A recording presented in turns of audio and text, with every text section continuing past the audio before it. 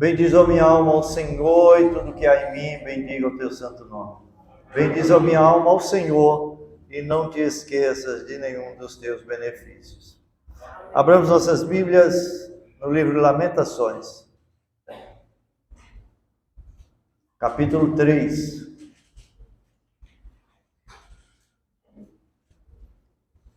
Nós vamos discorrer dos versículos 1 a 18. 1 a 18. E o título da palestra de hoje à noite é Os Sofrimentos Provenientes da Disciplina de Deus. Os sofrimentos provenientes da disciplina de Deus. Eu vou ler apenas um versículo, o versículo 1. Você não desmarque a Bíblia, não desmarque o texto, né? E nós vamos discorrer os versículos de 1 a 18. Na verdade, vamos analisar todos eles. Versículo 1. Eu sou o homem que viu a aflição pela vara do furor de Deus. Queridos, na palestra da manhã, vimos que a nação de Judá, de forma deliberada, consciente e afrontosa, rejeitou as instruções e os mandamentos que Deus lhe deu como regra de vida. Não foi isso que vimos na parte da manhã? Vou repetir. Nós vimos que a nação de Judá, de forma deliberada, consciente e afrontosa, rejeitou as instruções e os mandamentos que Deus lhes deu como regra de vida. Obrigado, Deus. Por isso, Deus age contra a nação de Judá com uma ira irresistível e devastadora. A leitura devocional não dá para a gente enxergar bem de como Deus agiu com essa ira irresistível e devastadora. Eu quero tomar apenas 3 versículos da leitura devocional do capítulo 2 aí de Lamentações, versículos 1, 3 e 6, para que você tenha ideia de como Deus agiu.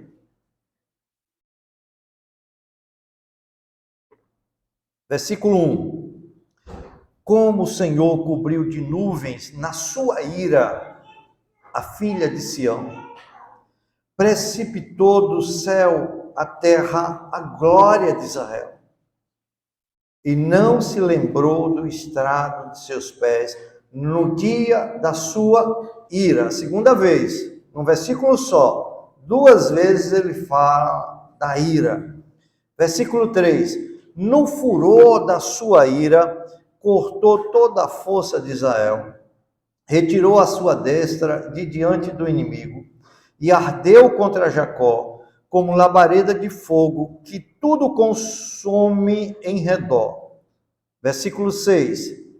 Demoliu com violência o seu tabernáculo, aqui é o templo, como se fosse uma horta, destruiu o lugar da sua congregação. O Senhor em Sião pôs em esquecimento as festas e o sábado, e na indignação da sua ira, rejeitou com desprezo o rei e o sacerdote. E se avançássemos, você vai ver várias outras expressões que falam da ira de Deus. Jeremias está tão perplexo com a severidade do juízo que o descreve com os seguintes verbos. No capítulo inteiro, ele descreve esse juízo com os seguintes verbos: precipitou, devorou, derribou, lançou, cortou, retirou, destruiu, demoliu, rejeitou, detestou, entregou, intentou, quebrou, despedaçou. Todos esses verbos são usados aí no capítulo 2, de 1 a 22.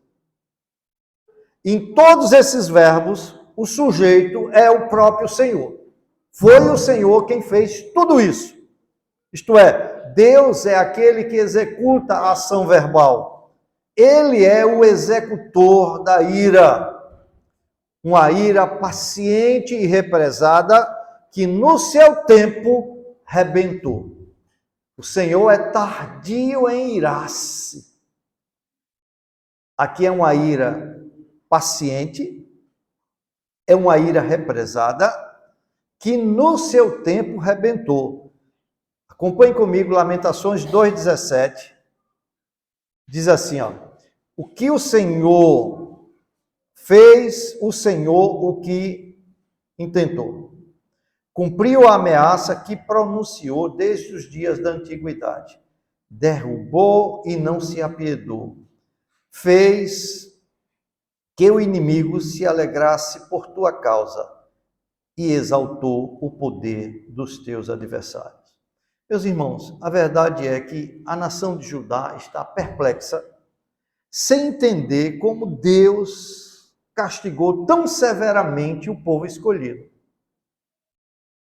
Vejam como eles oravam antes desse juízo se abater sobre eles. Salmo 79, versículo 6, era assim que o povo orava.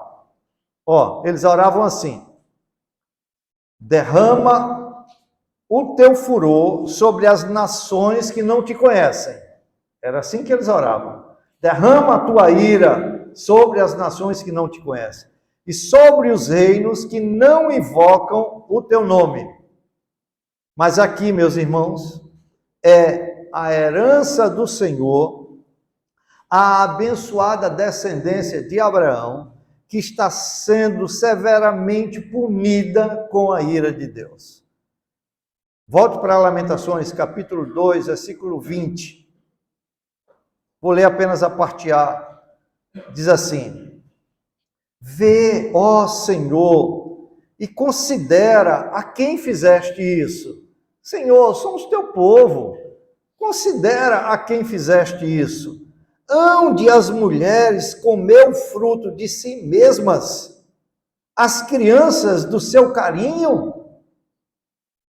Irmãos, o sofrimento de Judá alcançou aqui o seu clímax, o ponto mais horripilante e repulsivo, o canibalismo. Um dos crimes mais repreensíveis. A fome era tão desesperadora em Jerusalém que as mulheres lutavam para decidir qual filho morto seria comido em seguida. Como diz Lamentações, capítulo 4, versículo 10, as mãos das mulheres, outrora compassivas, cozeram seus próprios filhos. Estes lhe serviram de alimento na destruição da filha do meu povo. Toda essa miséria, meus irmãos, era Deus cumprindo suas ameaças. Ameaças antigas. Se você vai para Levítico, abra comigo Levítico, capítulo 26, versículos 27 a 29.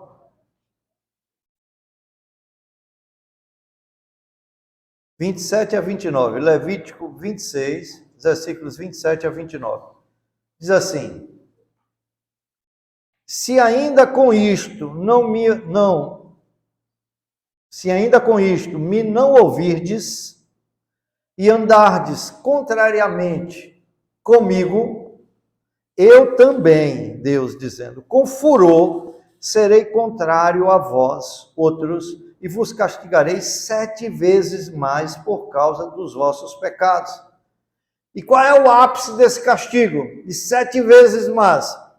Comereis a carne de vossos filhos e de vossas filhas. Está aqui o ápice do castigo, o clímax.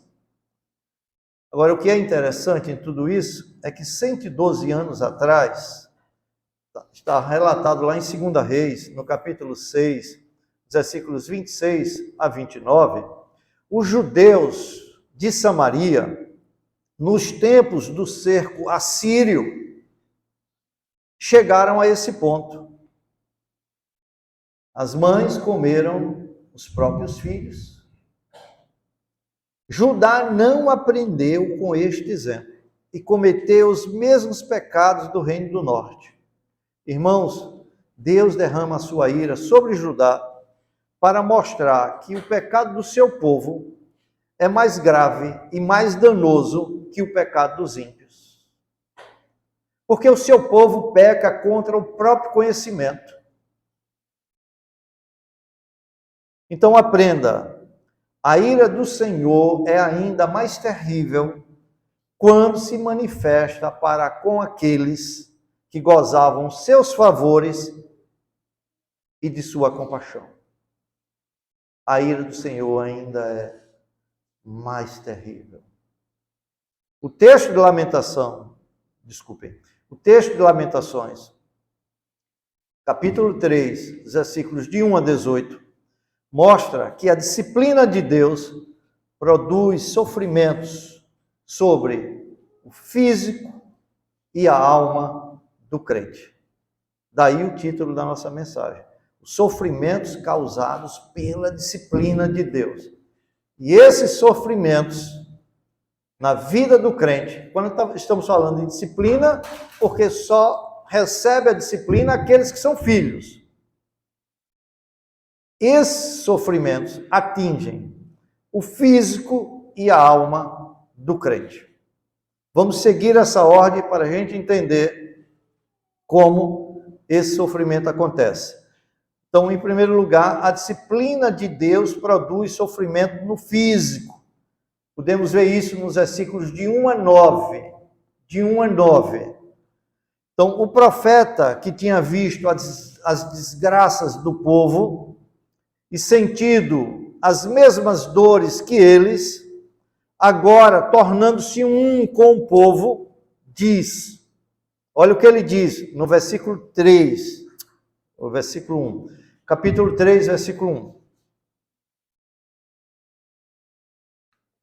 Ele diz assim: eu sou o homem que viu, isto é, que experimentou, que sofreu a aflição pela vara do furor de Deus.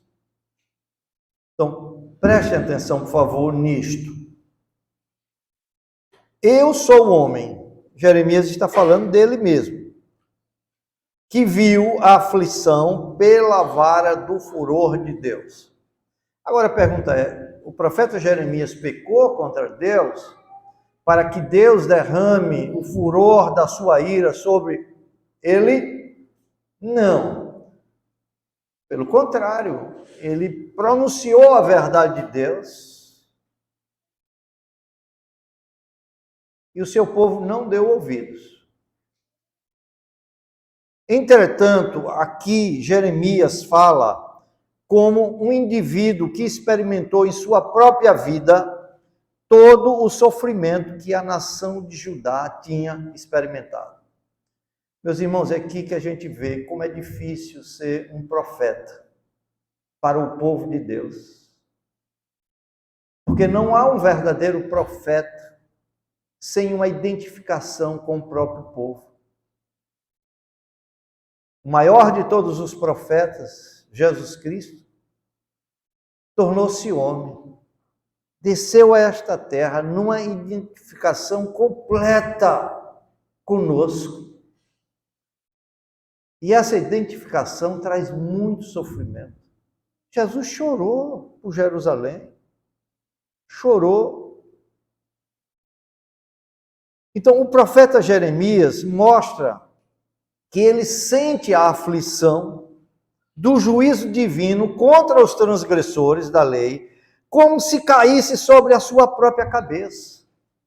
Como é difícil, meus irmãos, vocês não têm ideia o que é um pastor ver as suas ovelhas em pecado e saber que o juízo está caindo sobre a cabeça delas.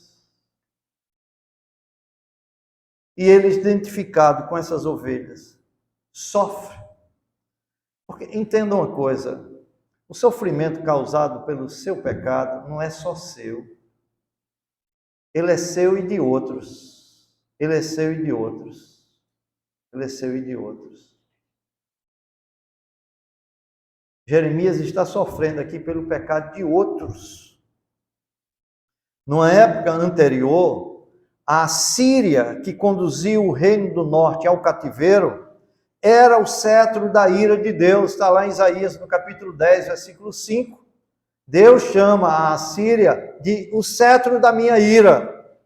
Mas aqui, a vara do furor de Deus é a Babilônia para castigar Judá. Jeremias diz que a vara de Deus lhe foi aplicada, atingindo-o com muitos e severos golpes, e ele sangrava debilitado. E aqui eu faço uma observação. Jeremias não está levantando a voz para reclamar a Deus de maus tratos ou fracasso que encontrou no desempenho do seu ofício profético. Não. A questão é que a identificação de Jeremias com o povo da sua própria nação é tão forte que ele sente as dores do povo como suas. Como suas. Como suas. Abram, por favor, Jeremias, capítulo 40.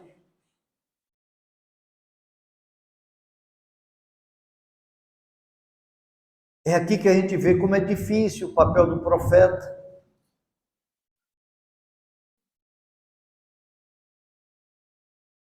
E não existe um verdadeiro profeta sem uma identificação com o povo.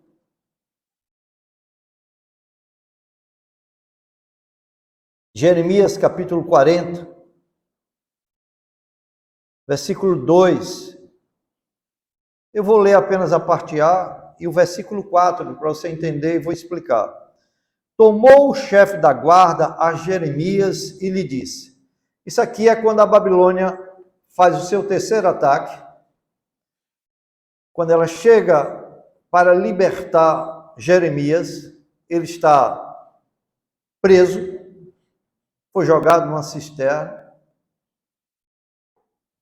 está numa situação lamentável,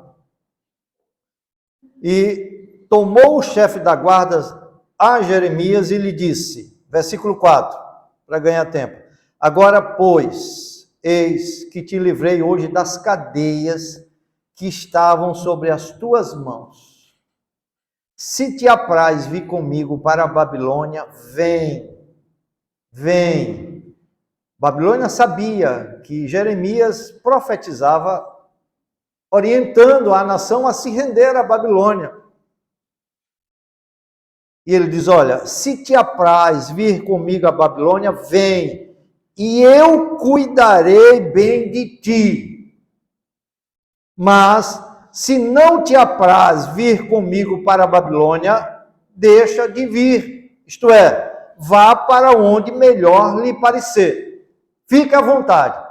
Se você quiser ir para a Babilônia, eu vou cuidar bem de ti. Mas se você não quiser, você é livre para ir para onde quiser. Qual foi a opção de Jeremias?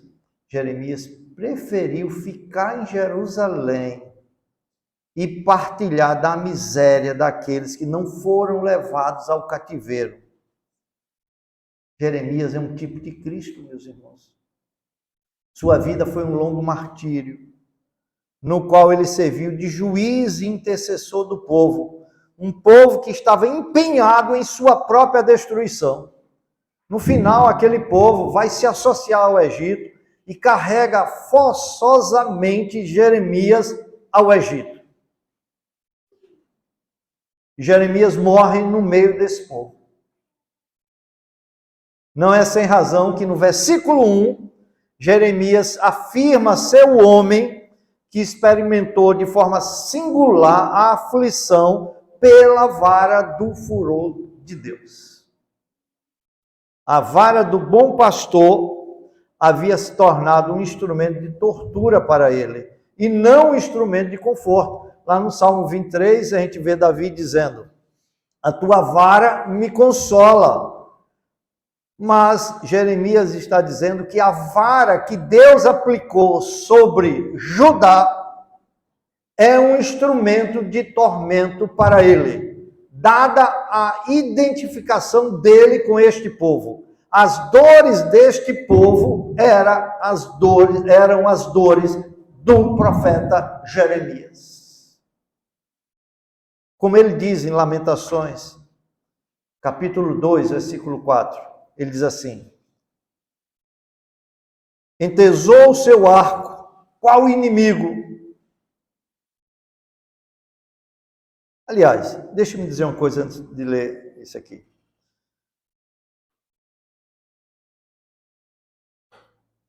É bem verdade que Jeremias se sente confuso ao observar que Deus aparentemente reverteu suas atitudes e atos do passado.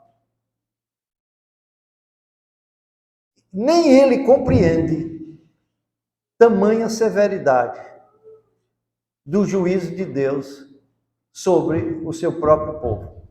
E por isso ele diz aqui em Lamentações 2,4: entesou seu arco qual inimigo, firmou a sua destra como adversário. Olha as expressões que ele usa aqui: inimigo, adversário, e destruiu tudo o que era formoso à vista. Derramou seu furor como fogo na tenda da filha de Sião. O Senhor não havia apenas retirado sua proteção de Judá, mas trabalhava propositadamente contra seu povo com a sua destra, varrendo todo o território de Judá, suas cidades, aldeias, vilas e seus habitantes. Irmãos, a vara da disciplina já era dolorosa o suficiente, mas tem algo pior. É que as trevas tornavam a situação ainda mais difícil. Versículo 2, 2 de Lamentações. Ele me levou e me fez andar em trevas e não na luz. Entenda isso. A luz é frequentemente usada nas Escrituras para felicidade ou conforto. E as trevas também é frequentemente usado nas Escrituras para aflição, miséria e desesperança. O significado do profeta é que Deus o levou para um lugar de densas trevas e ali o espancou brutalmente pela vara da sua ira. O Senhor levou o profeta a andar nas trevas do seu julgamento e não na luz de suas bênçãos e presença. Irmãos, não é nada tão angustiante, tão opressor, tão desconcertante, tão desesperador do que lutar na escuridão.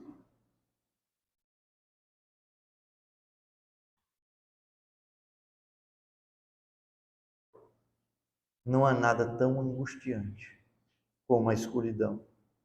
Versículo 6, ele diz assim: fez-me habitar em lugares tenebrosos, como os que estão mortos para sempre. A situação parecia tão desesperadora que o profeta sentia como se já tivesse morrido há muito tempo. Fez-me habitar em lugares tenebrosos, como os que estão mortos para sempre. E aqui eu quero fazer uma aplicação para as nossas vidas. Meu irmão, o sofrimento, ele é agravado quando tem de ser suportado na escuridão. Porque as trevas trazem desesperança. As trevas trazem desesperança. Nestas horas, sequer conseguimos ver que por trás das densas trevas do julgamento divino, a luz da misericórdia divina não fica sem brilhar. Mas nós não conseguimos ver. Não conseguimos ver nada de bom nessas horas. Porque perdemos a esperança. A falta de esperança não nos permite enxergar que a disciplina de Deus visa o nosso bem. Como diz Deuteronômio, no capítulo 8, versículo 5, Deus diz assim: sabe, pois, no teu coração, que como um homem disciplina seu filho, assim te disciplina o Senhor teu Deus. As trevas que estão sobre a nossa vida distorcem a realidade de Deus.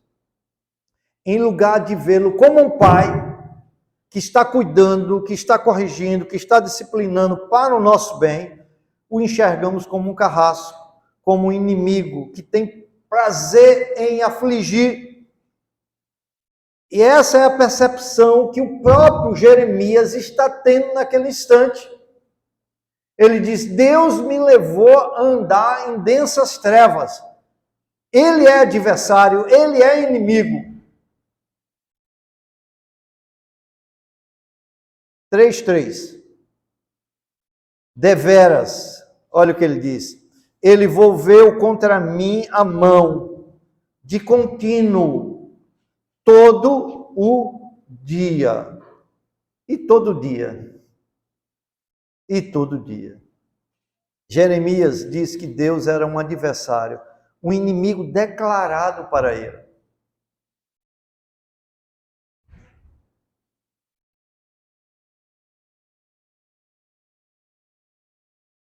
E ele diz que não é apenas um golpe de aflição, mas muitos. E estes, muitas vezes, repetidos, frequentemente. Então aprenda isso. O golpe da disciplina de Deus nunca vem sozinho. Ele é acompanhado por uma multidão de males. É como se fosse um abismo chamando outro abismo, um abismo chamando outro abismo. Antes que o disciplinado se recupere de uma calamidade, ele é atingido por outra. A mão de Deus, antes favorável, torna-se um punho de adversidade. E esse sofrimento prolongado, ele só é retirado, ele só cessará assim que o propósito de Deus for atendido. A contínua ira de Deus derramada sobre o povo representava uma contínua e rigorosa disciplina para Jeremias. Daí ele dizer que a mão do Senhor pesava continuamente sobre ele. Deus não tinha o propósito de atingir Jeremias. Dada a identificação dele, ele sofria com o sofrimento do povo. Como resultado de todo esse sofrimento, Jeremias parecia muito velho. E é isso que exatamente a disciplina faz no físico de uma pessoa. Ela envelhece a pessoa. Lembre-se que estamos falando da disciplina no físico. Versículo 4.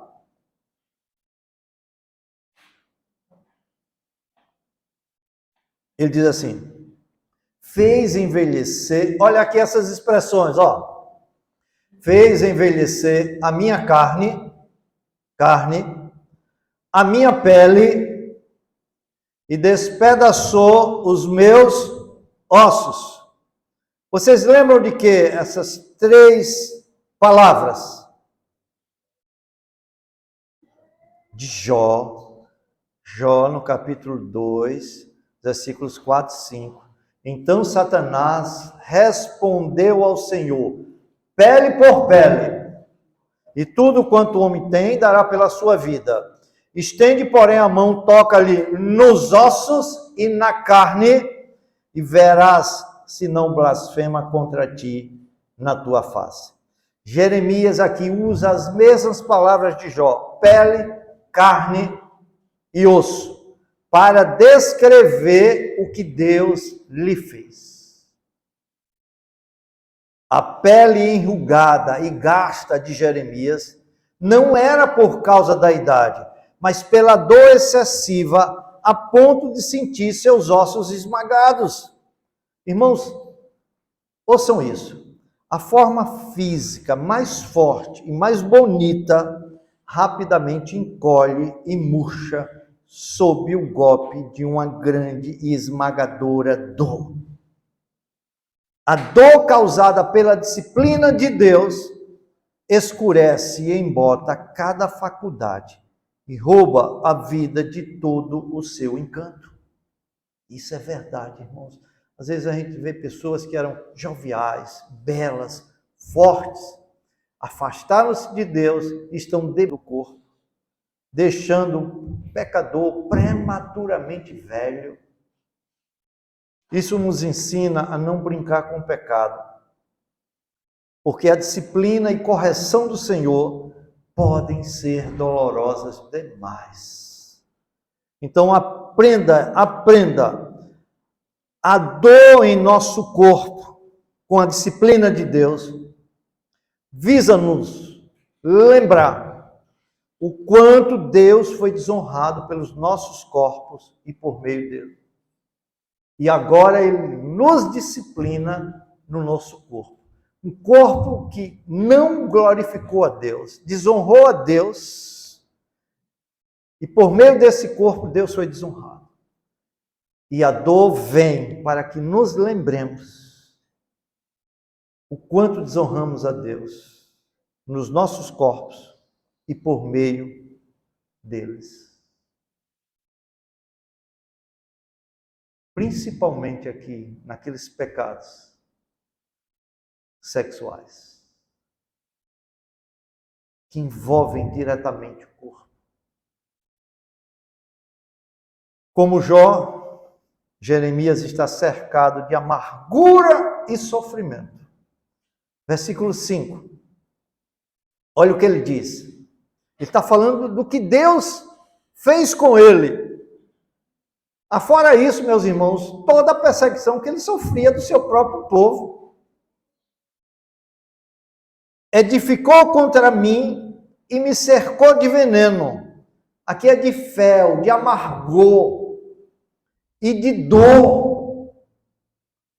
Versículo 7. Cercou-me de um muro e já não posso sair. Preste atenção nessa expressão aqui do versículo 7. Ele está dizendo que Deus o cercou de um muro e ele já não pode sair. Agravou-me com grilhões de bronze. O sentido é que Jeremias estava cercado por tristezas e aflições tão desagradáveis quanto as ervas mais amargas e venenosas. Então, ouça e aprenda. Ouça e aprenda. Essas lições precisam ficar. Irmão, ninguém que anda nos caminhos tortuosos do pecado está livre dos caminhos tortuosos da tristeza, dos quais ela será impotente para escapar. Ela vai amargar uma profunda tristeza, da qual ela será impotente para escapar. Da mesma maneira que Jerusalém não pôde escapar do seu cerco, o profeta sente que não pode escapar do seu.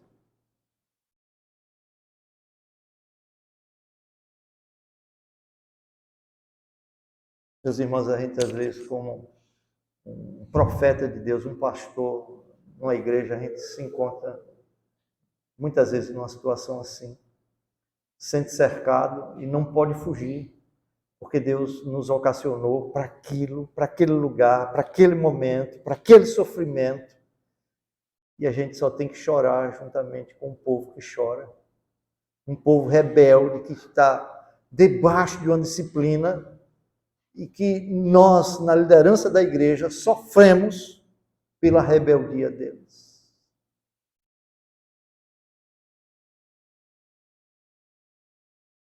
As muralhas que servem de proteção para Jeremias têm por objetivo conservá-lo preso. Ele sente-se aprisionado em sua miséria e amargura, sem ter como escapar. Ele foi capturado e preso com pesadas correntes, grilhões de bronze. Sua liberdade acabou-se e sofrimentos lhes são adicionados diariamente. Como diz Jó, no capítulo 19, versículo 8, o meu caminho ele fechou, e não posso passar, e nas minhas veredas pôs trevas. Ainda que pudesse passar, eu não saberia para onde ir. Jeremias diz que há caminhos escuros e tortuosos, e que tateia ao longo deles, com a vaga esperança de encontrar uma saída. Ele se encontra em um labirinto que sempre, depois de muito vagar e cansar, o traz de volta para o lugar de onde ele começou. Você sente essa sensação? Se você está debaixo da disciplina de Deus, você sente isso sim. É como se você estivesse num labirinto, vagando para lá e para cá. Cansado. E sempre voltando para o lugar de onde começou. Você tenta aqueles empreendimentos, tenta fazer isso, tenta fazer mais aquilo, mais aquilo, mais aquilo, mais aquilo, mas sempre Deus o traz para o ponto inicial. É aquela sensação de fazer tanto e sentir que não chegou a lugar nenhum. Porque a mão de Deus está impedindo qualquer avanço. Deus pôs trevas sobre você. E essa é uma das condições mais deploráveis que pode ocorrer a um homem. Jeremias aqui pode ouvir as palavras da esposa de Jó: amaldiçoa a Deus e morre. A dor de Jeremias era agravada pelo fato de olhar para o alto e sentir que a porta do céu estava fechada para ele. Versículo 8, olha o que ele diz.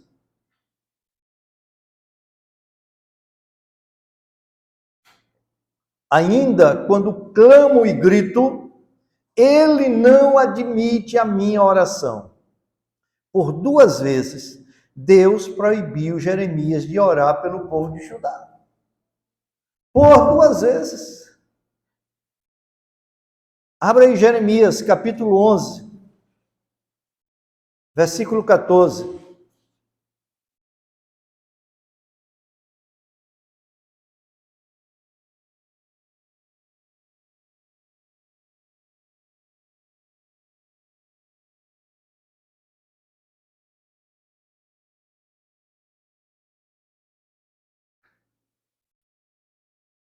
Deus diz assim: tu, pois, não ores por este povo, nem levantes por ele clamor, nem oração, porque não os ouvirei. Não os ouvirei. Quando eles clamarem a mim por causa do seu mal. E Deus repete essa mesma proibição mais adiante, dizendo: não rogue por este povo para o bem dele. As orações do profeta deixaram de ser ouvidas e respondidas. Essa é outra coisa horrível, terrível, que pode acontecer a um homem espiritual. Sentir que Deus não responde suas orações. Jó enfrentou a mesma calamidade. No capítulo 30 de Jó, versículo 20, ele diz assim: clamo a ti e não me respondes. Estou em pé, mas apenas olhas para mim e não me diz nada. Não me diz nada. E essa é uma provação realmente difícil, porque ela induz ao temor e à incerteza. É muito doloroso quando Deus parece tão indiferente às nossas orações, tão lento para nos ajudar. E esse é o ingrediente mais amargo do sofrimento. Quando temos que enfrentá-lo sozinho, sem perspectivas de alívio. Se Deus não pode me ajudar, quem poderá me ajudar? Ninguém. E eu clamo e ele não me responde. Versículo 9, olha o que ele diz aqui. E veja como a coisa vai se agravando. no sofrimento do profeta. Versículo 9 ele diz: fechou os meus caminhos com pedras lavradas. Isso aqui é muito mais forte do que tijolos, que ele disse lá no versículo 7. Cercou-me de tijolos. Agora aqui são pedras firmemente fixadas. Fez tortuosas as minhas veredas. Jeremias diz que Deus o conduziu a lugares que ele não queria ir. Lugares que ele jamais escolheria. Ele tinha perdido o poder da vontade. Estava seguindo um destino tristonho. A maciça parede de pedras não permitiu que ele avançasse, pelo que ele foi desviado para um labirinto cheio de confusão e abismos. Eu queria passar por aqui, eu achava que aqui era o caminho, mas dei de cara com a parede maciça de pedras, que foi Deus que o colocou, e que me obrigou a desviar o caminho e entrar num labirinto cheio de confusão e abismos.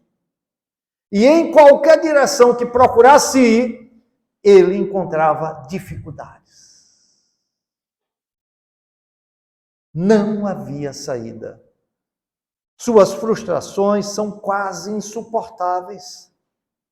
Irmãos, é justo que Deus faça com aqueles que andam por caminhos tortuosos de pecado, que caminhem por caminhos tortuosos de aflição. Bom, já que ele está andando por caminhos tortuosos de pecado, é justo que Deus faça com que ele caminhe também por caminhos tortuosos de aflição, sempre encontrando barreiras e retrocedendo sem nunca avançar. Onde voltar é tão perigoso quanto avançar. E a tendência é de sempre agravar os sofrimentos. E essa era a situação de Judá. E o profeta está tão identificado que ele diz: Deus fez tudo isso comigo.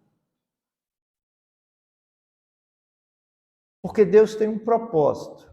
Ele começa trazendo o sofrimento ao físico e depois ele vai esmagar a alma. E é nesse sentido que a narrativa do profeta Jeremias tem continuidade. De forma muito intensa e progressiva, alcançando agora a alma.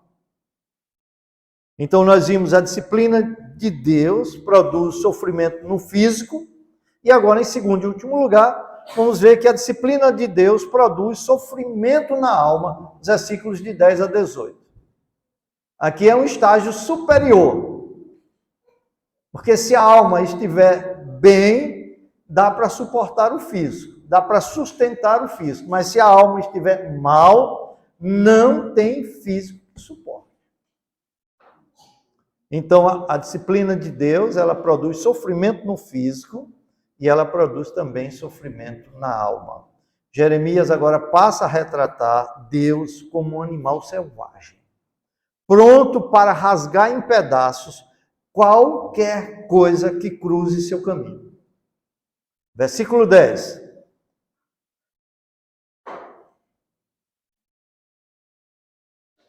Fez-se-me como urso à espreita, um leão de emboscada.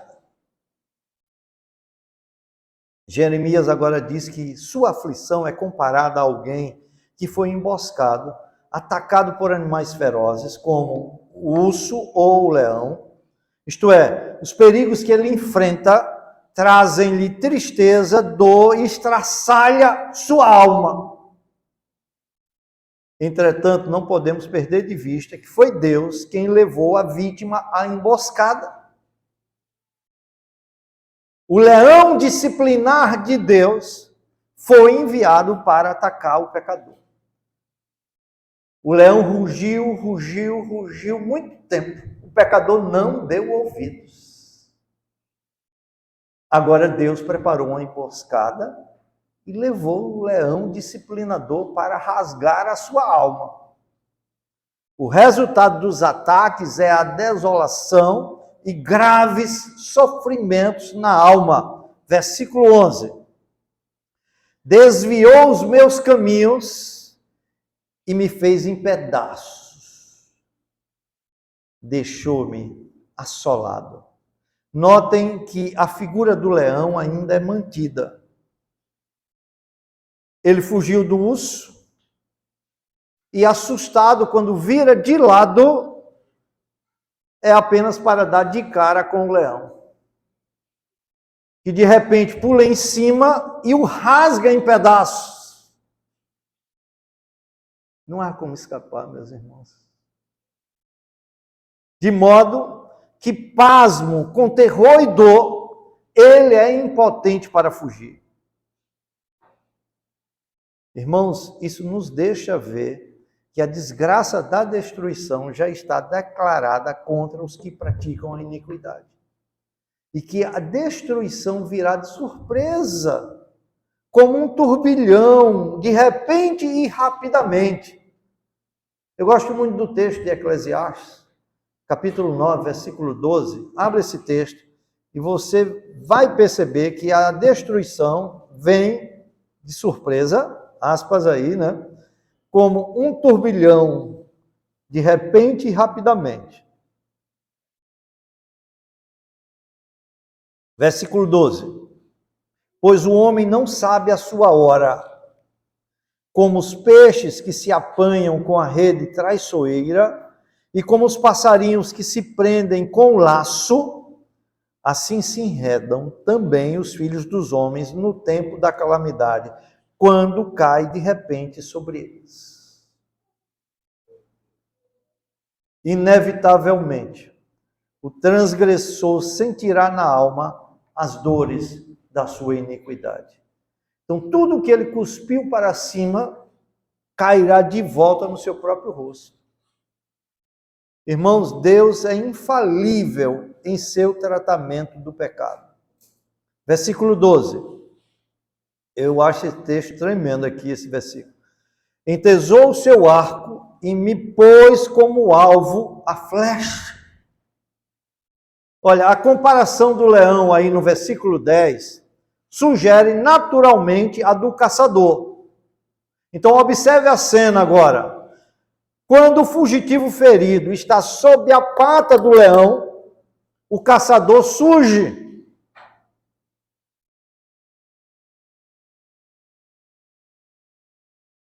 Mas não é para libertá-lo.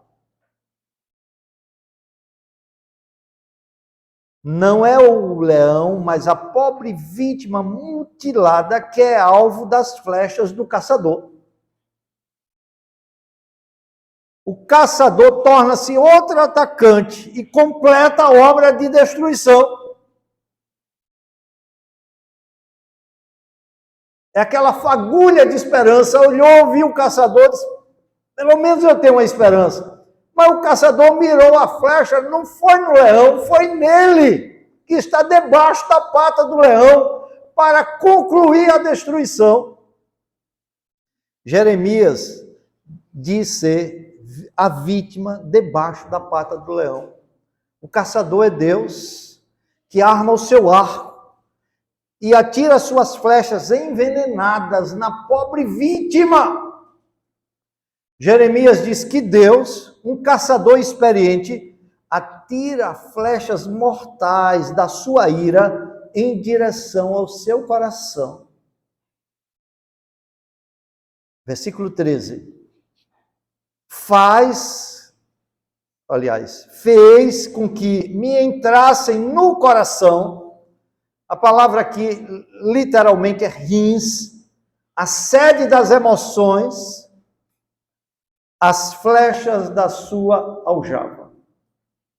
Então Deus atira agora para envenenar a alma daquele pecador de amargura. Aí você vê o resultado de muitas depressões.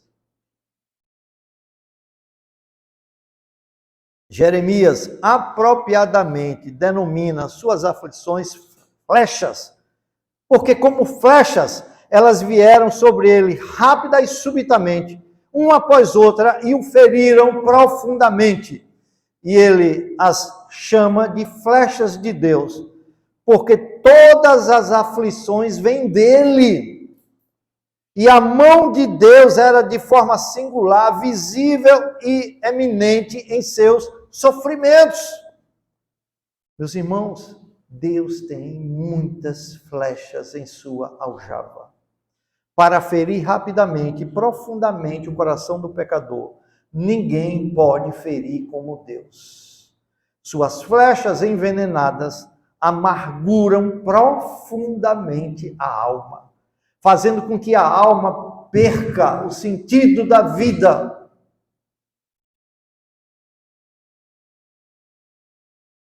Pergunto, uma alma ferida, quem pode suportar? Agora, Jeremias diz que as flechas divinas eram os dardos do escárnio, envenenados com agudo rancor e inveja, provindo do seu próprio povo. Versículo 14. Fui feito objeto de escárnio para todo o meu povo, e a sua canção todo o dia. 40 anos o povo zombando dele, objeto de escárnio, canção na boca dos bêbados, piada na boca dos perversos. Jeremias é o alvo das piadas do seu povo e o tema de suas sátiras diárias. Irmãos, é difícil de suportar escárnios quando proveniente de nossos inimigos. Mas quando eles vêm daqueles que amamos e confiamos, é quase impossível de suportar. Necessitamos de muita graça, de muita graça para suportar a zombaria, o escárnio que vem desses a quem amamos. É triste, mas as pessoas que sorriem em nossa prosperidade, no dia do infortúnio, são os primeiros a enrolar o lábio em desprezo. Isso nos ensina a não procurar simpatia no homem, mas buscar ajuda e refúgio apenas em Deus. Versículo 15. Ele diz: fartou-me de amarguras, saciou-me de absinto, uma erva tão amarga como o fel. Aqui ele expressa as dificuldades sofridas pelo povo. Jeremias ficou amargurado por punições extremamente severas, o que também aconteceu com o povo. A angústia do profeta representava os sofrimentos de uma nação rebelde. Deus transformou a desobediência da nação em amargura de coração e humilhação. Versículo 16, olha como é forte esse versículo. Fez-me quebrar com pedrinhas de areia os meus dentes, cobriu-me de cinza.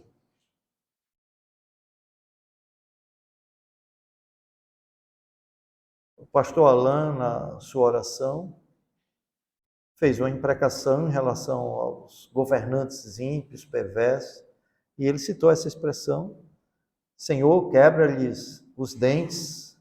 E era assim também que o povo orava.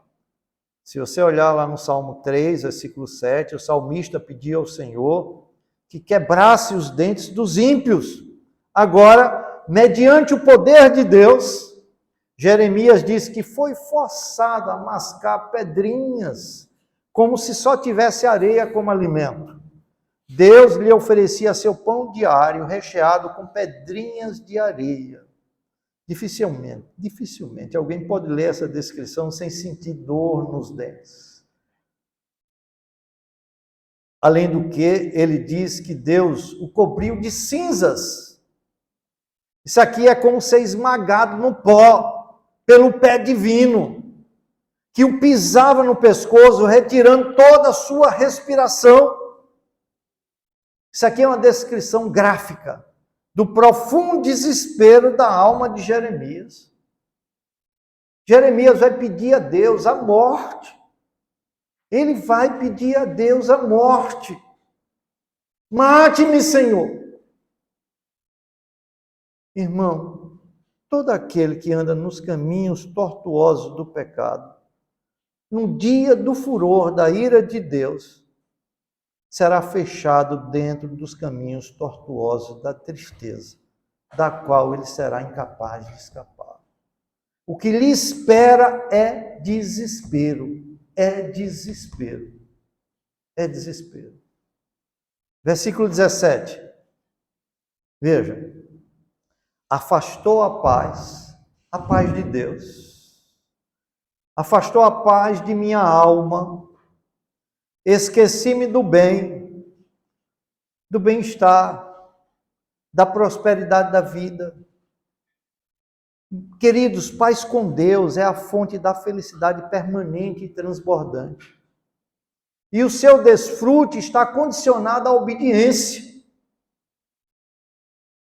A primeira coisa que o pecado nos rouba é o desfrute da paz de Deus. É o desfrute da paz de Deus. A vida se torna um fardo insuportável e um turbilhão de desespero, onde a única saída parece ser a morte. Jeremias diz que sua paz e o bem-estar foram aniquilados por todo aquele sofrimento. A alegria desapareceu, a felicidade se acabou.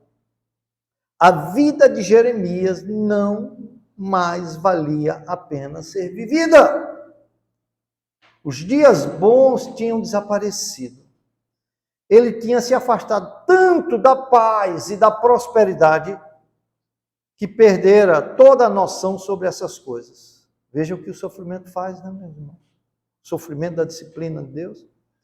Ele estava tão acostumado com a tristeza e a servidão que não sabia mais o significado da alegria e da liberdade.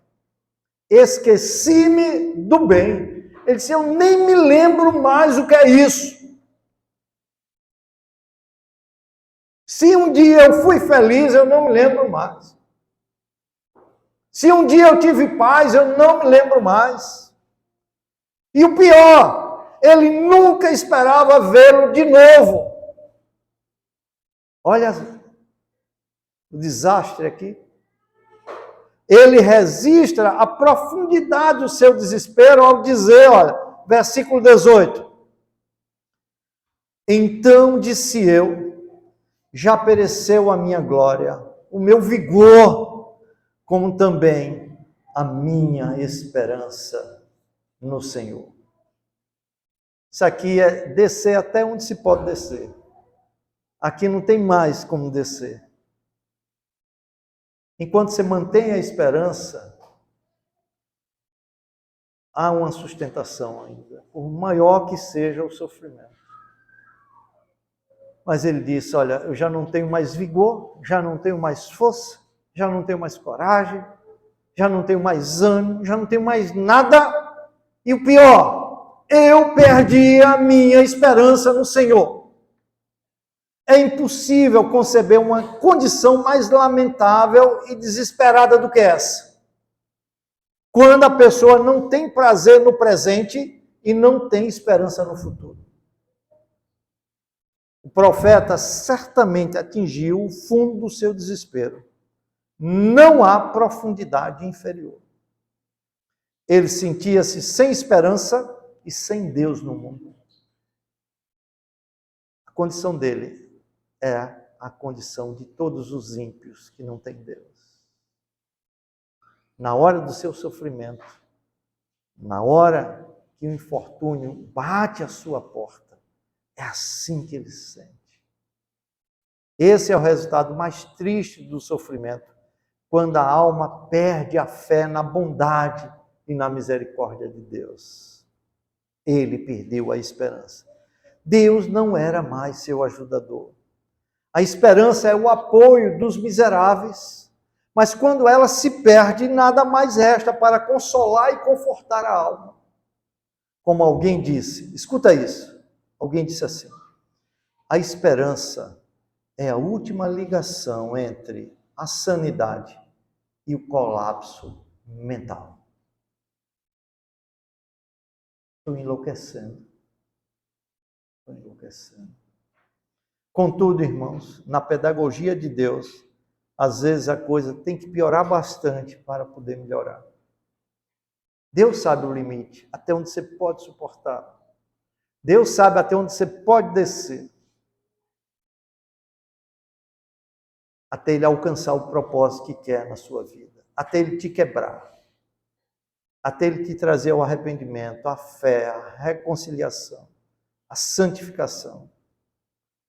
E esse clamor de desespero, aqui é um clamor de desespero, é o ponto crítico do lamento de Jeremias. Pois a partir desse ponto, isso aqui é que faz toda a diferença. Jeremias agora deixa de olhar para o sofrimento de toda aquela nação, todo o desespero, toda a miséria, e concentra-se no Senhor, e não em si mesmo. E ele logo vai declarar que pode ter esperança. Nós veremos a partir de amanhã que há esperança para aquele que sofre, por maior que seja o sofrimento. E é isso que Jeremias vai descobrir. Ele vai olhar para o lugar certo, vai olhar para o Senhor. Ele estava olhando para si mesmo e olhando para o povo. Olhando para o povo, só encontrava decepção. Olhando para si mesmo, só encontrava desesperança. E ele diz, perdi a esperança. Mas ele agora vai olhar para Deus e vai poder dizer que pode ter esperança. Eu concluo, meus irmãos, dizendo o seguinte: paramos nesse ponto, preste atenção, porque de agora em diante nós não vamos falar mais sobre desesperança. Foram duas palestras terríveis, né? Chocantes, fulminantes, mas vamos ter 4 palestras ainda falando só sobre a esperança. Então, a coisa que mais desesperava Jeremias era a ideia de ter sido abandonado por Deus, no qual ele confiava e ao qual servia. Irmãos, Jeremias era um homem semelhante a nós, sujeito aos mesmos sentimentos e às mesmas paixões e fraquezas. A despeito de toda a sua confissão no cuidado providencial de Deus, ele agora pensava que iria perecer porque Deus o havia abandonado. Em sua fraqueza e para sua vergonha, ele ficou com medo das circunstâncias e suspeitou do cuidado de Deus. A sensação dele era que tudo parecia perdido, pois não havia nada além de luto, ira e desapontamento. Ele pensou que Deus iria apenas contemplar a sua ruína, a ruína da nação, sem nada fazer. Ele esqueceu uma coisa importante, que nós também esquecemos quando estamos debaixo da disciplina do Senhor. Que a vara da ira serve para castigar e corrigir, e que ela não é uma espada que destrói totalmente. Mesmo na manifestação da sua ira, Deus procura restaurar o pecador. Irmãos, quando olhamos para as nossas fraquezas e misérias, a única coisa que nos impulsiona a ir até Deus é a sua misericórdia, manifestada na pessoa de Cristo, mais especificamente em sua morte vicária. Fora disso, só há desespero. Que Deus te ajude a entender isso quando estiver debaixo da disciplina remedial do Pai. Busque-o enquanto pode achar. Invoque-o enquanto ele está perto. Não espere. Não espere. Você que está vivendo em pecado, deliberadamente em pecado.